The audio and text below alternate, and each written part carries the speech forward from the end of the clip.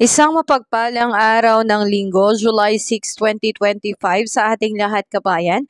Narito na po ang latest update natin sa ating panahon. Pero bago ang lahat kabayan, pasuyo po muna ng iyong like and subscribe at pahit na rin po ng notification bell. Kabayan, ngayong araw po ng Linggo, patuloy po nating minomonitor ito pong si Danas na naging typhoon na nga po. So ito po ngayong si Typhoon Danas ay nasa layong 355 kilometers west-northwest of Itbayat, Batanes na may taglay na lakas na hangin o maximum sustained wind na abot po ng 130 kilometers per hour. Malapit po yan sa sentro at bumubugso up to 160 kilometers per hour. So tayo po ay mag-ingat kabayan dahil malakas po ang dulot o dalang hangin nitong si Typhoon Danas. Samantalang kabayan, patuloy po itong kumikilos pa northeastward at 10 kilometers per hour. Sa ngayon kabayan, although ito po ay nasa labas po ng Philippine Area of Responsibility,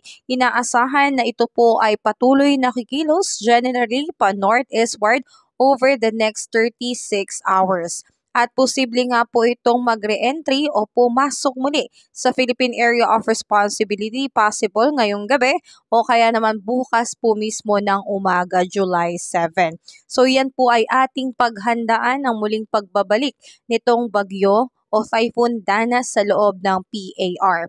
So patuloy po nito kabayan na ang intensify o ang lakas nito ay mapapanatili sa loob ng 24 hours at ina-expect natin na pagdating pa lamang po ng Thursday, July 10, unti-unti po itong hihina dahil sa pagkakaroon nito ng interaksyon sa landmass po ng China. So ganun pa man kabayan, lagi po tayong maging alerto lalo na po sa mga area na posibleng makaranas ng pagbaha dahil po sa malakas na dulot na ulan nitong si Typhoon Danas. Samantalang kasabay po ng epekto ng Typhoon Danas ay narito rin po ang epekto ng southwest monsoon o habagat direkta po sa ating bansa. Kaya asahan natin na ngayong araw hanggang pagdating po ng Lunes, July 7, makakaranas po ng 50 to 100 millimeters na buhos ng ulan dito po sa may Ilocos Norte, Ilocos Sur, La Union, Pangasinan, Zambales, Bataan.